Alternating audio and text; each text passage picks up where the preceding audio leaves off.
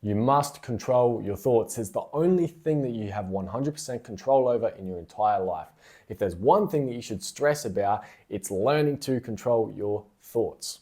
Your thoughts will contribute to your emotions, and your emotions will inevitably lead to your actions. So, getting this right is the staple towards a happy and prosperous life. This topic is far too big to go through in just one video, but today what we're going to go through is how to identify your negative thoughts, where they're coming from, who they have started from, and then also I'm going to give you actionable steps to delete, to remove, to kill the negative thoughts, and therefore let go of that resentment.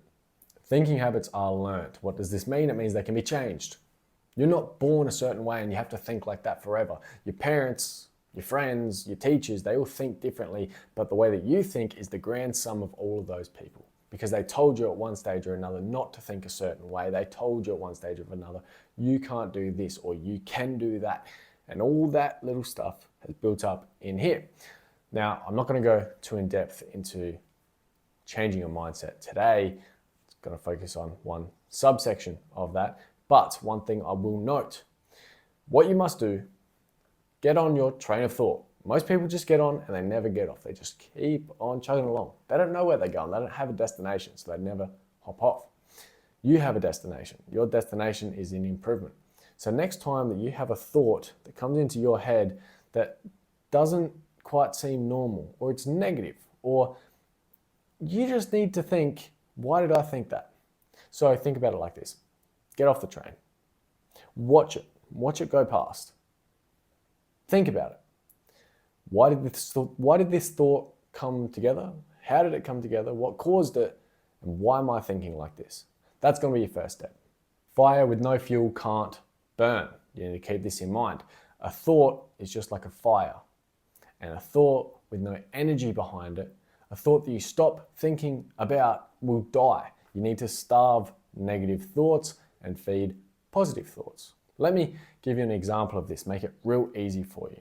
Say you've got a race, right? You're going to run a 100-meter sprint. You're in high school, right? This is something personal to me. I did this at one stage or another. You're going to go for a race, and in your head, you're thinking, I might lose this race. I don't know if I'm going to win this race. These are negative thoughts. They're putting you down, limiting your self-belief. Now, by the time that you actually hear that gun go and you start running, now the only thing you're thinking about is running. If you stood there, right, say it's 5 minutes or 30 seconds before the race and you're having these negative thoughts and you're just stood there for those 30 seconds thinking these negative thoughts, doing nothing else but thinking about the future and how it could all go wrong. The way you starve those thoughts is to do something now. If you're in the present, if you're doing something and actively thinking about what you're doing, then you can't possibly be keeping your mind on the future. And this will kill those negative thoughts. Now, on the other side of that, you could try. It's going to be a lot harder to just think positive thoughts and think about yourself winning the race. But if you're a negatively minded person, then you're much better off just doing something. It'll take your mind off it. And I know that phrase is thrown around, do something and take your mind off it. But it is true. If you pay attention to what you're doing, you can't have negative thoughts. Ultimately, you must just starve your negative thoughts so that they will die. Release negativity. Your next step, once you have worked out how to kill the thoughts, is to identify them. You need to realize where your negativity is coming from, like I kind of mentioned earlier on about your thinking habits. Now it's time to get specific. Now it's time to identify where these negative thoughts are coming from. If it's a constant resentment towards someone, identify it. You need to find out where the negative thoughts are coming from. You cannot hold on to it forever because it will dictate your life. How many times have you gone to a party, gone to a friend's house, gone to a gathering, a sports event, anything with lots of people there, and you knew at least one person who you had this preconceived notion of was going to be there? Maybe you don't like them, maybe you think they don't like you nonetheless. Maybe they did something or said something that it's upset you in the past. And so you go there, or maybe you don't even go there. Maybe you allow that to stop you from going. But let's say you go there and the whole time you just keep it in the corner of your eye, just keeping an eye on them because you know they're looking at you. They hate you. They don't care. That person doesn't care about you. You should stop thinking about them. It's kind of embarrassing. You need to forgive them. Forgive yourself, forgive your parents, whoever it is. Forgive them. That is what we're going to touch on now. I'm seemingly running out of ink, but what makes me unhappy or causes me stress? I want you to write this down. And I want you to identify what situations, people, things, what makes you unhappy, what causes you stress. These are going to be two separate categories as well. Now, for what makes me unhappy, personally, when I did this exercise, I mean, the idea of, or even practically doing, because that is what I'm doing, working from 9 to 5. I work from about 8 is when I leave home until 5:45 is when I get home, right? So in theory, I'm working from 8 to 5:45. That makes me unhappy. That is something, a situation that I need to get out of. Right now, it doesn't make sense. But at least I know, I've identified it makes me unhappy, and I need to get out of it. It won't be right now, but nonetheless, when I did this, that was one of the reasons. Something that causes me stress is the idea of failing. That's it. That was the only thing that caused me stress.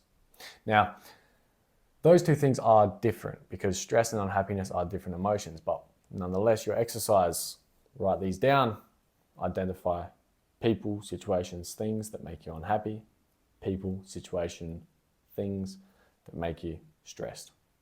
Once you know what they are, then you can kill it. Simple as that. The first step to change is identification. So write these down. Your next exercise, recall a moment from early childhood you're angry about. Think about it as a positive learning experience. Now, one for me that really sticks out is, I hate to get personal and soppy. My mum and dad, they split up, right? I wasn't angry about that, but my dad was an old school man. He knew a lot of things when he was younger. He did a lot of things, trades work, for example. I didn't.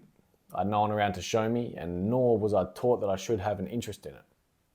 Now, come to think of it, I wish I had. That doesn't matter. At one stage or another, I got beat down, not physically, but mentally, not on purpose, but it did happen. My dad kept on telling me, oh, you're useless. He didn't mean anything by it. In reality, he was just being honest. In his perception of my life, how could I possibly not know that? Now, back then, I was angry. I was angry for a long time. Probably took me till I was 17, 18. Shit, maybe even this year to actually forgive him. Because he didn't know any better.